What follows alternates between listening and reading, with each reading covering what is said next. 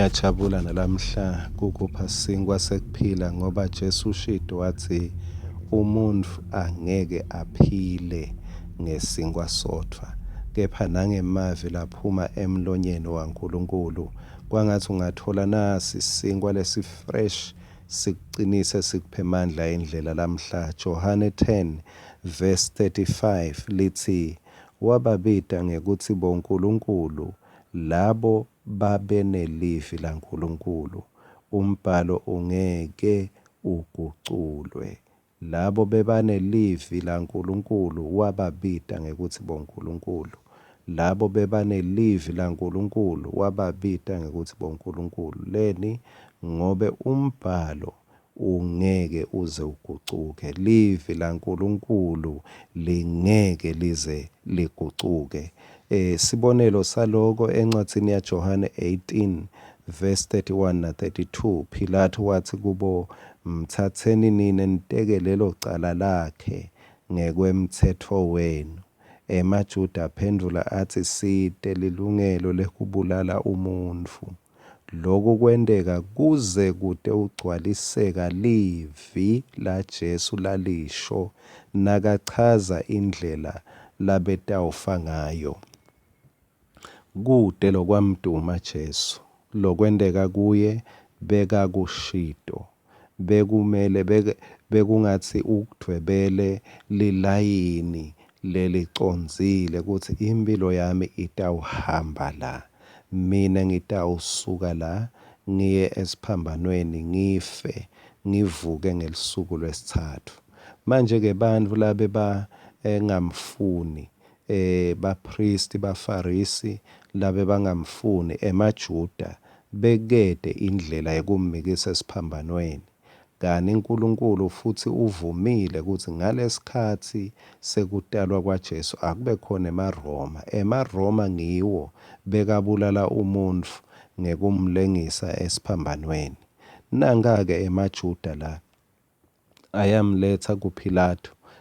Uyesuka Philathu uthi hhayi mthatheni nina niteke licala lakhe. Bamangaleli awucabange umuntu lokumangalelako bese kuthiwa akube nguye loteka licala lakho, akube nguye lokhokha sigwebo sakho.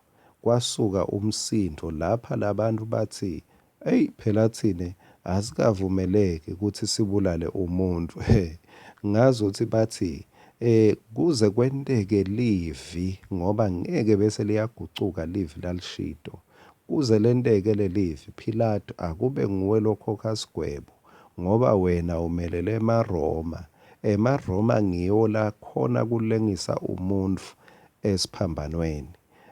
Bayakhuluma bakhokha sigwebo bangaliteki nelicala bathi lo kufanele abulawe. Kepha akasubulawa ngendlela yethu, akabulawe ngendlela yakhe leshiwo nguye, ngendlela lesetandleni tenu nina emaRoma, ngoba livi laNkulunkulu angeke lize ligucuke. Limile kude nesiceshana lesiyawukwendlula. Noma sewungeva imisindo lethini noma ungeva tigita loku naloku emhlabeni ubokwadi ukuthi uNkulunkulu ubuke livi lakhe. Livi lakhe lilithonga lekuvikela lekumele kungendeki. Livi lakhe lingemandla liyawubamba lekumele kubambeke. Nangu Jesu siyicedzele indzaba.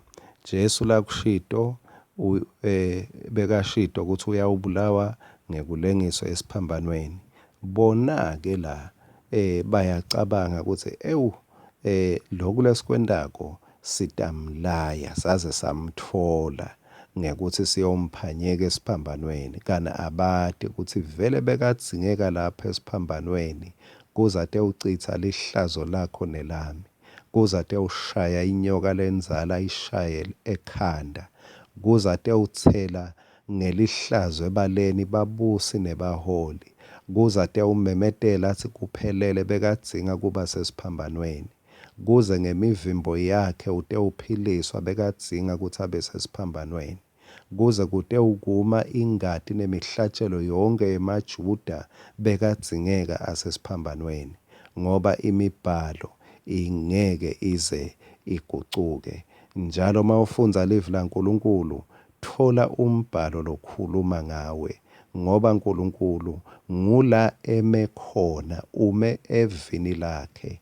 Uthi akukho umhlangano noma kungaba ngumhlangano lomkhulu ube netihlakaniphi letinengi leticondzene nelivi lolimelele laNkulunkulu, ubokwati ukuthi angeke baze baligucule livi laNkulunkulu.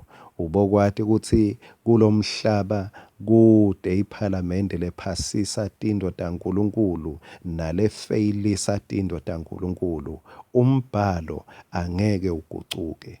Kungaba nebantu tiphathimandla letibukeka tinemandla kulo mhlaba, ubokwati ukuthi livi lato lifishane ngeke likhosholote ligucule lokumiswe nguNkulunkulu. Kude umuntu lonemandla ekukugucula lokumiswe nguNkulunkulu. Shaywa ngumoya, khululeka, bani nesibinzi, bhekana nelikusasa lakho, bhekana nesimo sakho, ngekwati ukuthi umbhalo loshiwo uNkulunkulu ngawe ungeke uze ugucuke. Amen.